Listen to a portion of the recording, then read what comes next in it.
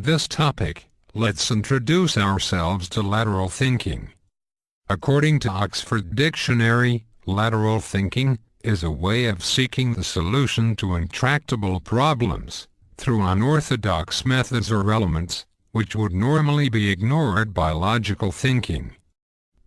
You cannot dig a hole in a different place by digging the same hole deeper. This statement simply means that if you try harder in one direction, you may not succeed, as much as if you were to change your direction of thinking about a solution. There are several types of lateral thinking. The most important include random stimulus, scamper, analogies, false rules, wishful thinking, thesaurus, challenge facts, search and apply, and escape. Let's now take a moment to learn about a famous person called Edward D. Bono, who is known as the father of creative thinking. He invented the term lateral thinking in 1967. And in this respect, he created a few techniques including 6 thinking hats and random stimulus. He also coined the term PO, or provocative operation. This term implies that what will follow is not meant as nonsense, but intended to relate to the subject that is at hand.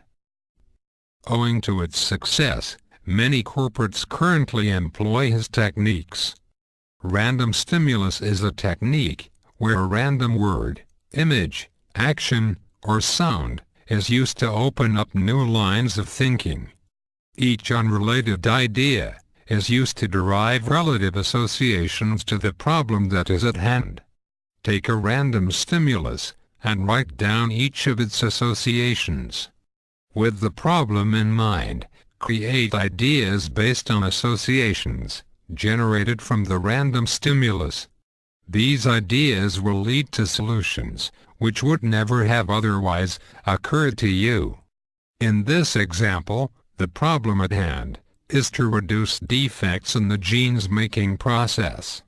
How will you resolve this problem using random stimulus?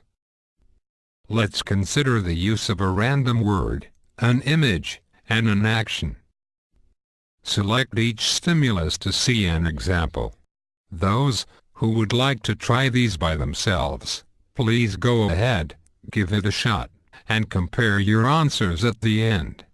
Here is how you can resolve the problem of defects in genes using a random word. Here is how you can resolve the problem of defects in genes using a random image.